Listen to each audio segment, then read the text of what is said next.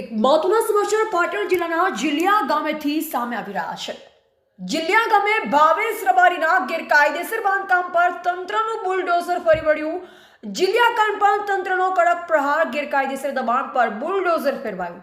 પાટણ તાલુકાના જીલિયા ગામે અસામાજિક તત્વોના આતંક મામલે પોલીસ અને તંત્ર દ્વારા કડક પગલાં લેવામાં આવ્યા છે। 2 દિવસ પહેલા જીલિયા મુકામે કેટલાક અસામાજિક તત્વો એક ફાર્મ હાઉસ પર તોડફોડ કરી તેમજ પોલીસ પર પણ હુમલો કર્યો હતો। આ ઘટનાના પગલે પોલીસે ઝડપી કાર્યવાહી કરી અંદાજે 18 આરોપીને ઝડપ્યા અને જાહેરમાં વરઘોડો કાઢી કાયદાનો પાઠ ભણાવ્યો હતો। આ જ પ્રકરણમાં આગળની કાર્યવાહી રૂપે આજરોજ બપોરે અંદાજે 16 વાગ્યે જીલિયા ગામ ખાતે ભાવેશ રબારી દ્વારા ગેરકાયદેસર બાંધકામ કરાયેલ જગ્યા પર તંત્ર દ્વારા નોટિસ લગાડી ડિમોલિશન કરવામાં આવ્યું હતું। આ કામગીરી દરમિયાન પોલીસનો ભારે બંદોબસ્ત ગોઠવવામાં આવ્યો અને કોઈ અનિચ્છનીય બનાવ ન બને તેની સંપૂર્ણ કાળજી રાખવામાં આવી હતી।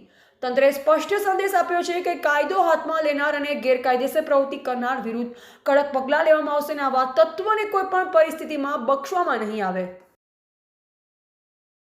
ખાસ કરીને આજે જે ડિમોલેશનની કામગીરી હાથ કરવામાં આવી છે ભાવેશ જીલિયાના ફાર્મ પર શું કાર્યવાહી કરવામાં આવી છે?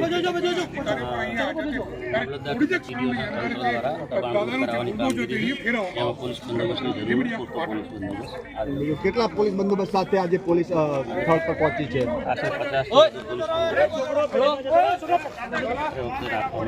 કેવા પ્રકારની કામગીરી કરે છે સાહેબ આપ? જે